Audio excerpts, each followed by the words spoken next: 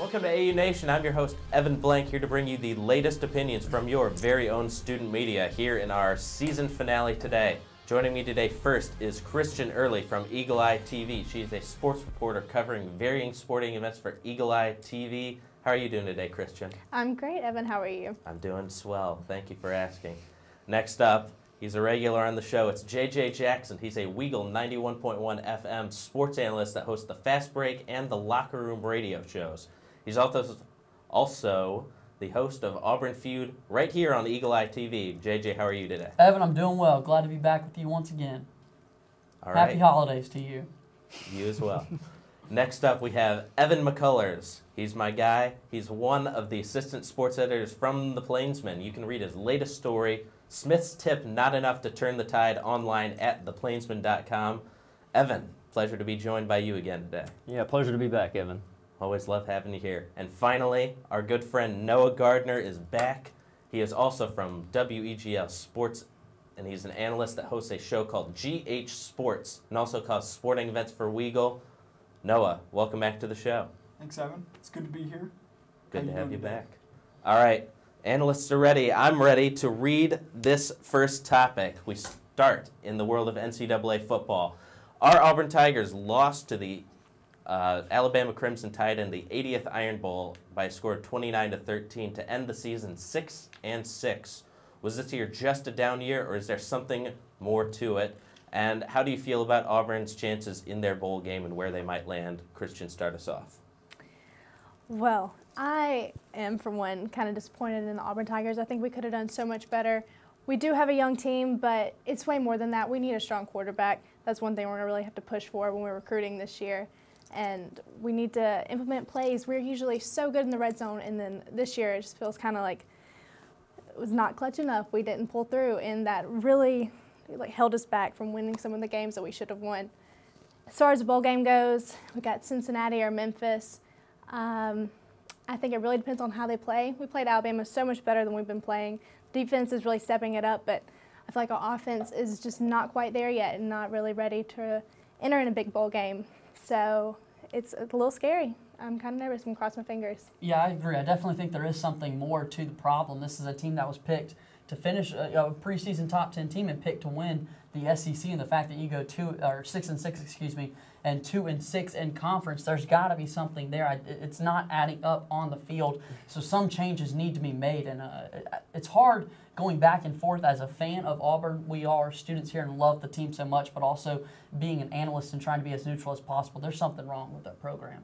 Yeah, I agree. I mean, you look at, I personally think the team this year had a lot of talent, and just didn't seem to develop that talent like the coaches needed to. And I think as a result of that, you'll probably see some changes on offensive coaching staff, especially. But as far as the bowl game, I think right now you're probably looking at Birmingham as the most likely destination. Like you said, most projections have Auburn playing Cincinnati or Memphis. I would like Auburn's chances against Memphis a little more personally than Cincinnati, but that would be a nice story to get Tuberville and Auburn back matched up, so we'll see. Well, I'm going to be the optimist of the panel here.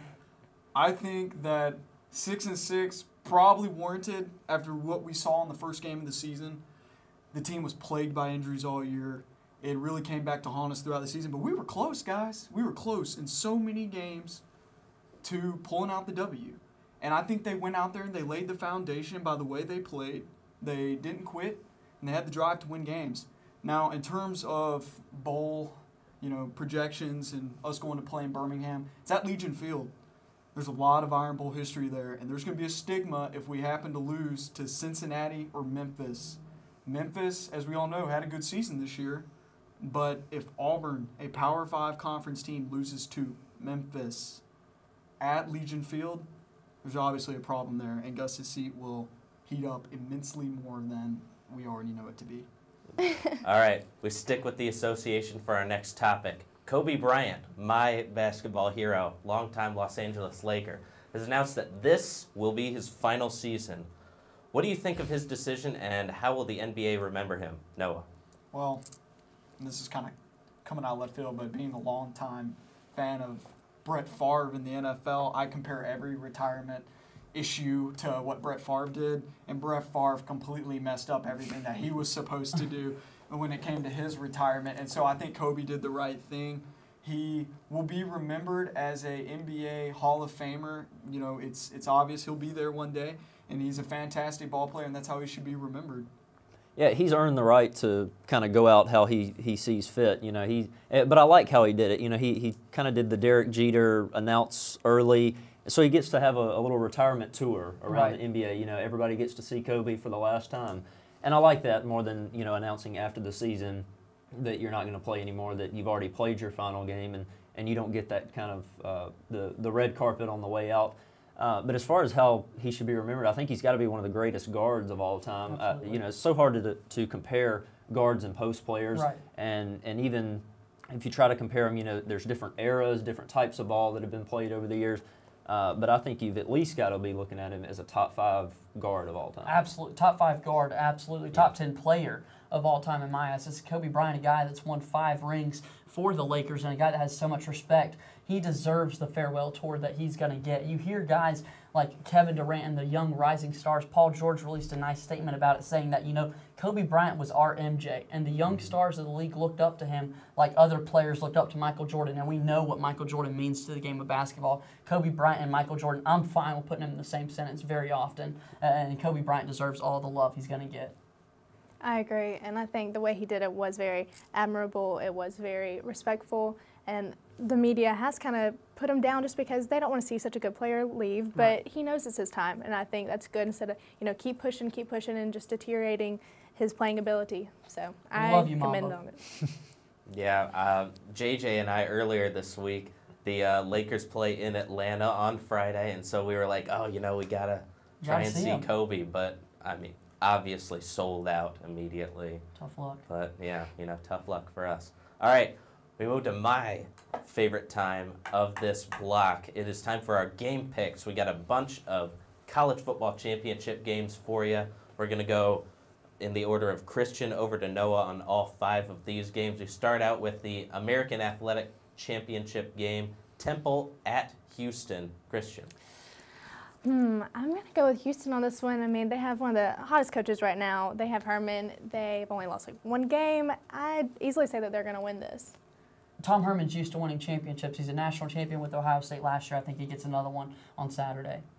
I really like both these teams. I'm going to take Houston just because they're at home, and like y'all have said, Tom Herman's a great coach, and so I think Houston gets their offense is just so fun to watch. Oh, yeah, very explosive. I'm the lone owl over here. I like Temple. You know, they play good defense, and they've got a star quarterback over there, makes plays. I like Temple. Game number 2, Pac-12 championship game in Santa Clara, Stanford and USC. Christian. Well, Stanford is higher ranked right now in this game, but I kind of want to see USC pull this out. I think that'd be a really fun game to watch, and that's who I'm rooting for. I agree with that. I think USC is going to win this one. I think when you get to the championship games, the quarterback play is very, very important, and Cody Kessler has been playing out of his mind recently for the Trojan offense with Clay Helton becoming the head coach now. I like USC to win this one. I'm going to disagree. I'm going to go with Stanford. I think when you have a playmaker like Christian McCaffrey is in the Stanford backfield, you know, you talked about how important the quarterback play is, and that's, you know, obvious, but you know, when you have a playmaker like that, that's somebody that the defense has to account for. It changes your entire game plan. So I like Stanford, and I like Christian McCaffrey to have a big game. And I'm going to have to disagree with you on this one. Nobody's talking about how this is a revenge game. Stanford spoiled USC's season earlier in the year, and so I like USC to win today and possibly make an argument for a New Year's Six game if they can win convincingly enough. I'm actually going to go ahead and say that I think they're going to win by a good 2 touchdowns. Wow. Bold statement. Okay. Dr. Pepper ACC championship game in Charlotte, North Carolina, JJ's town, is next up on our list. The mighty North Carolina Tar Heels look to topple the first-ranked Tigers of Clemson. Christian, who do you like in this one? I think Gene Chizik has done a great job kind of turning that defense around, getting in there, making some plays. And as much as I would love to see an old Auburn coach, take this win, I'm going to have to go with Clemson. They've had an amazing season. They're number one right now. That's not really any denying that they'll win that game. Yeah, until Clemson does something to, not let me pick them, I'm going to choose the Tigers to win this one. Deshaun Watson, so fun to watch. Reminds me a lot of the season that Cam Newton had in his year at Auburn, the way he's been able to play. Look for Dabo Swinney to be hitting the dab a couple times after clinching another ACC championship. I agree. Clemson was a preseason pick of mine to make the playoff. Deshaun Watson was my preseason Heisman pick. Love him. Right. Like you said, love watching him play. He's an explosive player. I really like North Carolina as well, though. I think this will be a tight game, maybe a little tighter than people expect it to be, but I'm going to take Clemson. Once every 30 or 40 years or so, there's the myth that supposedly there's an orange moon and a purple sky. And in those years, Clemson wins the national championship. I think this is the year. Clemson's a much better team than the Tar Heels. Go Tigers. All right. SEC championship game in Atlanta, Florida, and Alabama. Christian. I think Alabama's going to win this one. I just don't think Florida is going to have, what it takes to stand up against their offense and their defense. And they're just not able to move the ball as well as Alabama's going to. So I'm going to go with Alabama on this one. Feed Derrick Henry the ball. I think he's going to be a monster in the SEC championship game for Alabama. And I really need Treon Harris to step up at quarterback for Florida because we're talking about quarterback play being so important in these championship games. I like Alabama to win. Yeah, he's really struggled these last few games, and I agree. I think Alabama wins. I think an interesting thing to watch, though, is how successful Derrick Henry can be because that Florida defense, it flies under the radar a little bit, but they have a really good defense. They're just held back a lot by that offense, and especially going against the Bama defense, I don't think it'll be much of a contest. R with a capital R, U with a capital U, kidding me. I don't know how they found themselves in this situation, but somehow Florida found their way into the SEC championship with the way they played football in the latter half of the season, almost losing to Vanderbilt, Florida Atlantic, and then suffering a huge defeat to their cross-state rival, Florida State. They're going to get trounced in this game. Yep. You're kidding yourselves, Gator fans, if you think you have a chance. All right. This one means a lot to him. I guess so. All right, and our final game this week is in Indianapolis, the Big Ten Championship game, and according to my teleprompter, it is our game of the week, Michigan State at Iowa. Christian. I'm going to have to go with Michigan State on this one. It's going to be a high-scoring game. It's going to be an interesting game to watch, but I just feel like Michigan State's going to be able to pull this one out. Going to have a hard-hitting team, just give it all they got. I agree. I think Michigan State wins this one. I would love to see Ohio State in this game just because of how they play, and I could talk for hours about Ohio State's season this season, but definitely I think Michigan State's going to win this one. I agree, and for fans of the 8-team playoff, I think this is a dream come true because it's a de facto quarterfinal game. Winner goes to the playoff. With Michigan State sitting right outside of that top four, but Iowa's in there, and they've got a chance to knock them off and make their way in there, and I think they'll do that. Hey, mine says Sparty. Heart says Hawkeyes. I'm a fan of chaos this year. Let's go Hawkeyes. They play good football. I know it'll be an ugly game, old school, by every mean in the book, but it'll be a good defensive ball game, and I think that actually might benefit Iowa a little bit more than it does Sparty.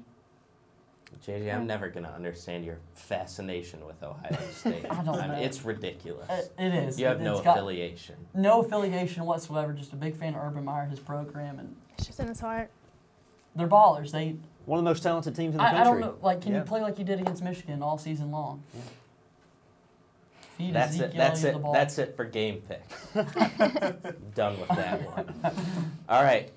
We're heading to a break, but coming up next, this is going to be a fun one. It's a game we played last week, and we're continuing it this week again. It's called Firing Blanks. You don't want to miss that. It's AU Nation on Eagle Eye TV, Channel 6. Families come in all sizes and shapes.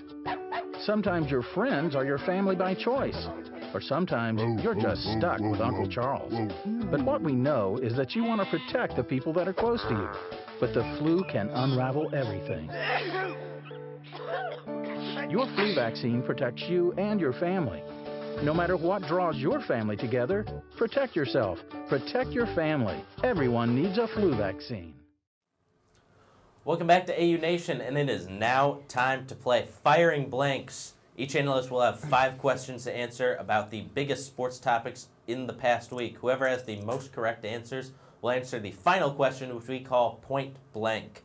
In the event of a tie, both or all 4, or however many analysts tie, will get a crack at that final question. Christian, you're up first. Goody. All right. Question number 1. This backup quarterback had to face one of the best in a primetime showdown. Tom Brady and the New England Patriots took on this NFL team's new quarterback newcomer. What's his name?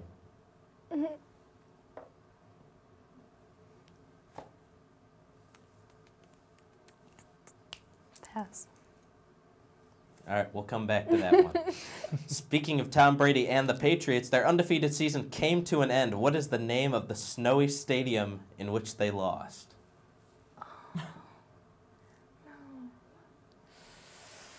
All the Patriots questions. All the Patriots. I know. Love for the Patriots. Where's Billy? Billy Ferris? Where are you at? All right. We'll go to question number 3. With the Patriots down and out, the only undefeated team left is the Carolina Panthers. Who did the Panthers throttle in their Thanksgiving Day game?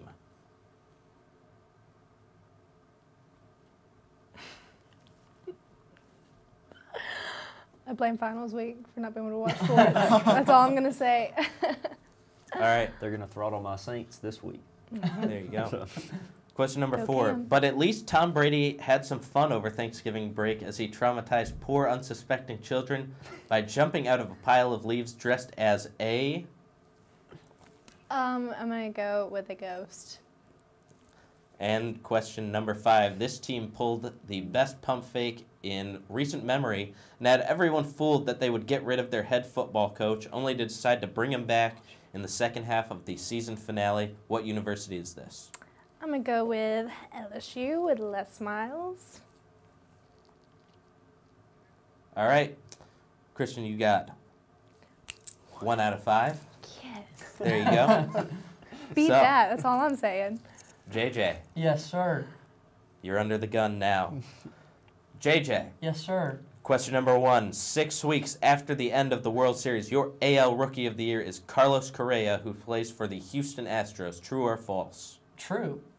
Question number 2. This quarterback for an NFC West team was put on injured reserve, ending his season and maybe his tenure with the team. Nick Foles. Question number 3. Defensive coordinator Rob Ryan is out at this NFC South team. What team was he fired for? The Saints. Question number 4. This left-hand turn specialist is your 2015 NASCAR champion. Can you name him? Oh, Ooh. NASCAR. Ooh. Stumped me there. Oh, man. Joey Logano. Question number 5. The University of Central Florida hired a new head coach in Scott Frost. They needed one as they won how many games this year? 0. JJ, you got 3 out of 5. 3 out of 5. Down from your 5 out of 5 last week. Oh, such a Yeah. disappointment. Thanksgiving. What are you going to Oh, do? man. Evan, Yes, it's your sir. turn. Oh, boy. Question number 1. College football ended in one wild week. This team used an old fake kneel down to beat their in-state rival Texas. Who is this team? That is Texas Tech. Question number 2. Did you see Monday Night Football against the Browns and the Ravens? Can you believe the Ravens won by scoring a touchdown on a... Blocked field goal, return for a touchdown. Question number 3. Meanwhile, this college basketball team and potential national championship contender are your Maui Invitational champions. I'm going to go with Michigan State. Question number 4. With Kobe Bryant's career coming to a close, everyone remembers the memorable game on January 22nd, 2006 against the Toronto Raptors. How many points did Kobe score? Kobe dropped 81. And question number 5. This college football team got its first win over a ranked opponent when they beat Toledo 35-30. Ooh, Little Maction for you. Toledo. Was that Western Michigan? Maybe? It was. It was Western Michigan. You killed it and got 4 out of 5, Mr. McCullers. I'll take it. I'm proud of you. Noah, you got to either get 4 or 5 Got to sweep the to board. get into Come this in last clutch. Here we question. go. Sweep the Or board. Here we One. go. Question number 1. This NFL running back passed both O.J. Simpson and Corey Dillon this past Sunday. MVP, anyone? Who is he? That face. I'm going to have to go with C.J. Anderson. Question number 2. In college basketball, this #1 team blew it as they fell to Northern Iowa. North Carolina. Question number 3. In Tales from the Association, the Golden State Warriors put down this team, thereby setting the new record for the best start to an NBA season at 16-0. They beat the Jazz. Question number 4. This 40-year-old quarterback showed that age is just a number as his Indianapolis Colts put down the Buccaneers. Who is he? Could you rephrase that question, please? Rephrase it. Or re-say it. This 40-year-old quarterback showed that age is just a number as his Indianapolis Colts put down the Buccaneers. Who is he? Peyton Manning?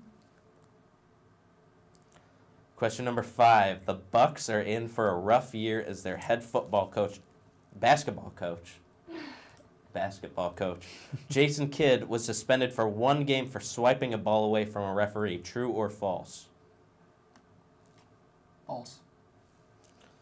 You disappoint me. You got 1 out of 5 correct. I knew it was Mr. coming. Gardner. I wish I had y'all's questions because I knew all of them. All right. Yeah, all of same. Mr. Oh, that McCullers. puts me on the hot seat. Oh, no. Oh, here it is. This is our final question. We call it point blank. We'll see if he can get this. The Alabama Crimson Tide are looking for their next national championship this year, making their total up to 16 if they can pull it off. But this one team has more than Alabama and any other team in college football. Who are they? I've had this trivia question before, and I'm not sure if this is what you're looking for, but a powerhouse of the early 1900s was the Yale Bulldogs, who I believe have 26 national titles. There he goes, ladies and gentlemen. Mr. McCullers gets the win with the Yale Bulldogs coming in clutch. I'm proud of you. That was a good one. Thank you. All right, that was Firing Blanks. It's a great game, my favorite personally. Coming up next is our burning question on the NFL and Johnny Manziel. That's next. It's AU Nation on Eagle Eye TV, Channel 6. Boys will be boys. Well, she was drunk. Well, he was drunk. She was asking for it. He warned her. Not my problem. Why doesn't she just leave? But he's such a nice guy. He said he was sorry. We don't talk about that. It's just the way people are. We're never going to fix it. No more excuses. No more silence. No more violence. It's time to end domestic violence and sexual assault once and for all. Welcome back to AU Nation right here on Eagle Eye TV, Channel 6. Right now we head to our final segment of the show. It's called our burning question, and we're in the NFL for this one. We have seen a couple of players in the spotlight for some poor choices of actions. Johnny Manziel is the latest in this trend. He was moved to 3rd-string quarterback of the Browns following a leaked video from TMZ of him drinking and a report of him lying to coaches about said video. This is after he entered 10 weeks of rehab of treatment for his behavior in the offseason. Do you agree with his punishment, and do you think Johnny Manziel is mature enough to be a quarterback on this NFL team or on any NFL team? Take it away, analysts. No, he is not. He should not be playing. You get more hype in a club than on your field. I'm sorry, you should not be a first-string quarterback playing.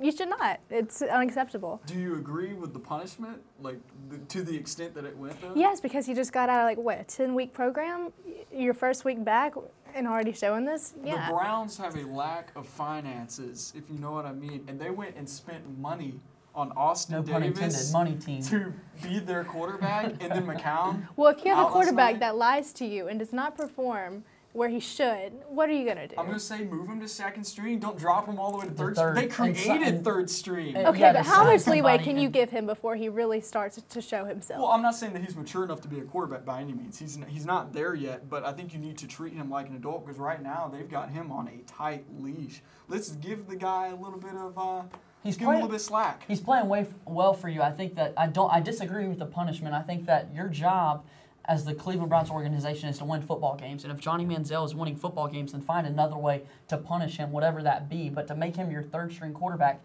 is just ridiculous. And then after that Monday night win, Josh McCown's going to be out for the season. Mike Petty, he hasn't named the new starting quarterback between Austin Davis and Johnny Manziel. If he's smart, he'll start Manziel because Manziel is winning football games for them. Okay, we'll start him on, give him a leeway, start him, but give him a punishment. If he does not start acting like a quarterback, then don't let him play. And I think that's what they did on Monday night. And he saw they lost yet another game.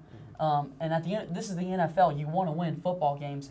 Yeah. And putting Austin Davis, signing him out of nowhere to come play quarterback for you is just ridiculous. Here's my view, and this applies to all professional sports. Any player, and I think a lot of times we single out Johnny Manziel because he's been in these types of situations in the past.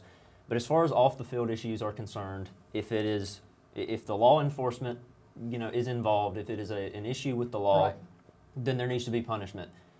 As far as I know, this incident in the club, him out drinking, there was no, involvement. Right, no problem. So, there's no need for the Browns to dabble in his personal affairs. I realize he went to rehab. I realize, all that, but the bottom line is that's a personal problem. If he wants to get his alcoholism cleaned up, then that's his deal. And if it doesn't affect his play on the field, he should be playing. If it does affect his play on the field, then cut him and move on. His job but is it's that simple. If he's doing his job, like you said, on the field, and he's not getting in trouble with law enforcement, but to what point, there's no issue. If he's going out constantly drinking and lying to them about it, how can they hold him reliable? And to what extent are you going to allow that to keep happening until it affects their game? Well, that's what I'm saying. If it begins to affect his game, then cut him and move on. But for right now, if you determine that it's not affecting his on-the-field play, then he needs to be out there playing. And that's what Noah said, was saying with the short leash, it hasn't affected his play. Once it happened, boom, Johnny, you're going to be our third-string quarterback. There was no, hey, can Johnny play after all this? His job is to be an NFL quarterback. His job is not to not drink alcohol. Right. And I think that the Browns are putting themselves in a situation where we agree with you that, alcohol is not, he shouldn't be that if he's going through rehab and that kind of thing, but it's not affecting his play on the field. The punishment should not be that extreme. I think the Browns just kind of looked at his past and they saw what he has been capable of and what his character's kind of shown in the past, and they're just so afraid of, letting him go and then something big happening. So they might have overreacted a little bit now, but they were just trying to prepare and to keep him in line. There definitely should be restraints and there should be a leash on him, but not to bench him is just ridiculous. I mean, I saw earlier on Twitter, Evan, you retweeted some Johnny Manziel Texas A&M highlights, and you just saw how dominant he is as a player. He's making plays this season. He's thrown for over 900 yards in just 3 games, 5 touchdowns to just 2 interceptions. He's performing on the field. What he does on a bye week with his friends should not have any impact over an NFL game. And what NFL player doesn't go out to clubs and to party? I mean, there was a ESPN 30 for 30 documentary because of the helmet syndrome. They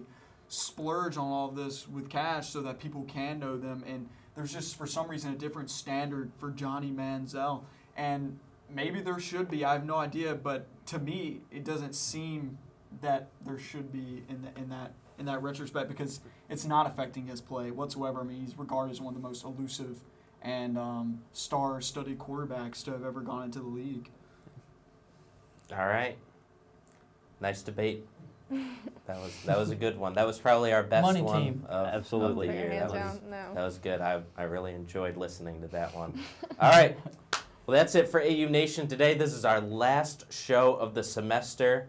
We'll see you again in January. Until next time, I'm Evan Blank, and this is AU Nation right here on Eagle Eye TV, Channel 6.